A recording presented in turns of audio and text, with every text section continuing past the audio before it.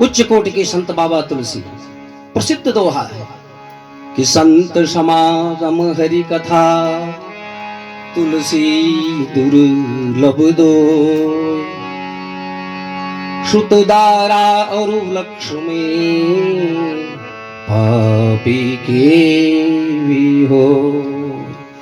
अरे बोले पत्नी पुत्र पौत्र कलत्र धन तो पापी के यहां भी होता है, परंतु वहां क्या नहीं हो सकता है पापात्मा के यहाँ। बोले भागवत कथा नहीं हो सकती, पुण्य अमृतमयी ये भागवत कथा का आयोजन नहीं हो सकता।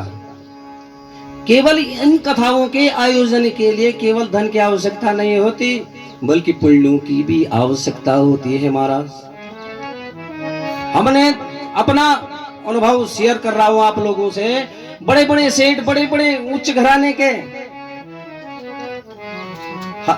10-10, 15-15 साल से प्लानिंग बन रही है कि भागवत कथा करवानी, पर कभी सुयोग नहीं बनता। सब कुछ है उनके पास, क्या नहीं। हम लोग तो पैसा खर्च करते हैं, वो तो पैसा उड़ाते हैं, फूकते हैं, इतना धन है। इससे प्रमाणित होता है कि जब ये कथा किसके घर में आयोजित की जाती है, बोले पुण्यात्माओं के घर में। आगे प्रसंग आएगा। बाबा शुकाचार्य जी ने भी 2 व्यक्तियों को कथा श्रवण के लिए बुलाया कि मुहुर्हु हुरसिका भुवि भाव कहा। अधिकारी श्रोता बोले कौन? बोलो ए रसिको, आओ कथा पान करने के लिए। जो भगवान के लीला माधुर्य को, भगवान की लीला के गुणगान को सुनने के लिए उत्साहित रहते हैं, उत्कंठित रहते हैं, वो आए। और वो भाव कहा, वो धर्मारूढ़ धर्मध्वज जो व्यक्ति हैं वो आए। तो मैं तो ये मानता हूं कि हमारी वयोवृद्ध भ्राता, इनके समस्त जन्म जन्मांतरों के पुण्यों के प्रताप से आज ये दिव्य कथा का आयोजन प्रारंभ हुआ, शुभारंभ हुआ। और व्यास जी की गर्भोक्ति है गरुड़ पुराण में कि सच्चा पुत्र तो वही है महाराज, अन्यथा तो पशु पक्षी के भी पुत्र होते हैं। पुत्रवती तो पशु पक्षियों की माताएं भी होती हैं, परंतु असली पुत्रवती कौन? बोले जीव तो वाक्य कारणा छया हे भूरि भोजना गयायाम पिंडदानं च त्रिभुरपुत्र से पुत्रतः। बोले ये 3 कर्म जो करे वही पुत्र है,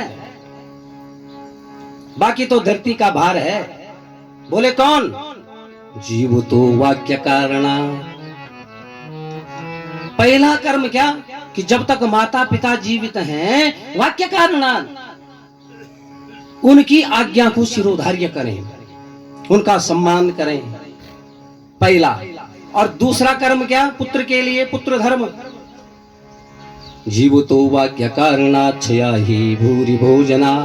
और जब वो वृद्धावस्था को प्राप्त होते हैं, उनका शरीर जो ये पंचतत्व से निर्मित ये देह है, जब ये साथ देना छोड़ देती है, तो भूरि भोजनात् उनकी सेवा शुश्रूषा करें बड़े तन्मयता से, उनमें परमात्मा के दर्शन करते हुए अपने माता पिता। और गयायाम पिंडदानं च। और तीसरा कर्म क्या है? मरणोपरांत माता पिता के मरणोपरांत तीर्थ श्राद्ध करे। गया इत्यादि में जो भी समग्र भारत भूमि के जो तीर्थ स्थल हैं, वहां की यात्रा करें और अपने पितरों के उद्धार के निमित्त पिंडदान तर्पण इत्यादि करे। तो त्रिभुर पुत्र से पुत्रता।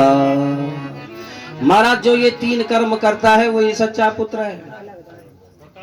और हमारे पुराणों ने सत्पुत्र की बड़ी महिमा गाई है कि धर्मशास्त्र घोषणा करते हैं कि कुलम पवित्रम जननी कृतार्था वसुंधरा पुण्यवती चितेना अपार संवेद सुख सागरेस्मिन् नीनम परम ब्रह्मणियस्य चेतः। बोले कुलम पवित्रम जननी कृतार्था।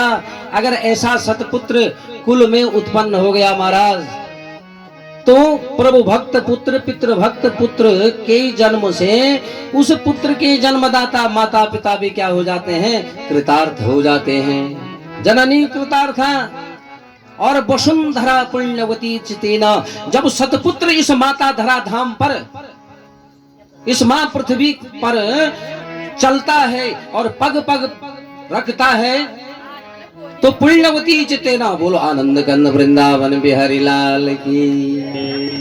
सभी श्रोताओं से निवेदन है कि कथा का देखो, मैं कोई प्रोफेशनल व्यास नहीं हूं कि जो मेरा काम यही है। मैं मूल पद से एक अध्यापक हूं। और देखो, जैसे कक्षा में अनुशासन होता है, ये भी एक कक्षा है। कौन कक्षा है ये भागवत की कथा की कक्षा है। तो जो भी आता है बड़ी शालीनता से अपना पुष्प चढ़ाएं, सिर झुकाएं और अपने यथास्थान बैठे, एक दूसरे को डिस्टर्ब न करें। और प्रत्येक श्रोता का परम कर्तव्य है कि अपने पड़ोसी को समझा करके रखे, अनुशासित रखे, तभी कथा चलेगी। जब श्रोता अधिकारी होता है तब जाकर के वक्ता का मन करता है।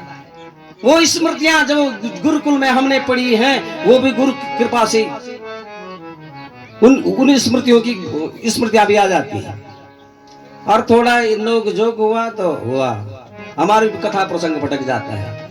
तो इसलिए सबका परम कर्तव्य है।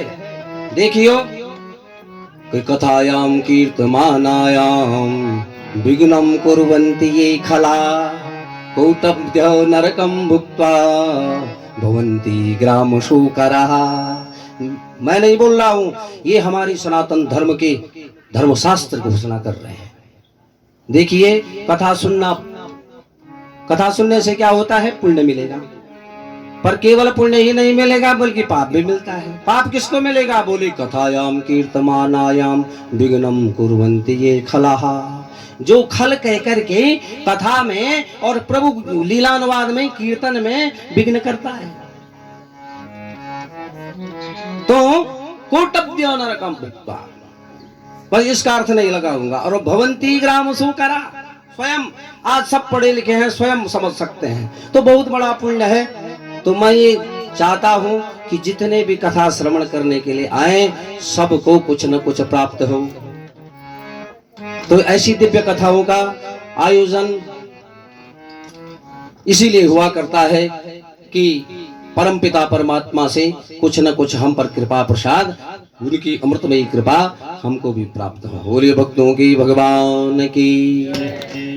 तो सतपुरुषों की, सतपुत्र की शास्त्रों ने भी बहुत बड़ी चढ़ी महिमा गाई है कि सतपुत्र क्या है।